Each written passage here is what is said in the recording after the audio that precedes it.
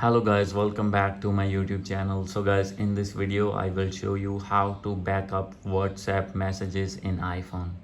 So guys, if you're using iPhone or iPad or other iOS device and want to get back all the backup of your messages and files in your iPhone, I will help you how to do this. So let's get started without wasting any time.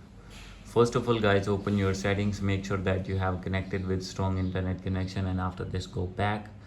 So guys, now simply you need to open your app store in your iPhone, and here you need to search WhatsApp. After opening it, you need to open your WhatsApp and you need to check for update. If your app is not updated, then you need to update your app. And after doing update, you need to go back. So guys, now you need to open your WhatsApp here. So guys, as you will see, click on settings, and guys, now you will see multiple options here, but guys, you need to select the option that is chats. So guys, after this you will see here is the option of chat backup. So simply you have to click on it, and guys, here you will see the option of backup now. Simply you have to click on it. So guys, firstly you have to connect your iCloud with your WhatsApp. So guys, as you can see, not signed into iCloud. Go to iPhone settings, profile, iCloud.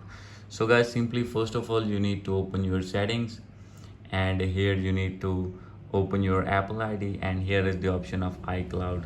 So guys, from here you will see multiple options, but guys, the one of that option is iCloud backup. So guys, simply firstly you have to turn it on, and guys, after this you need to open your WhatsApp and backup now, and guys, after this you will be able to get back all the messages through iCloud backup.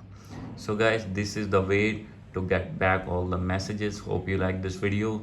If you like this video, please do subscribe my channel. Thank you.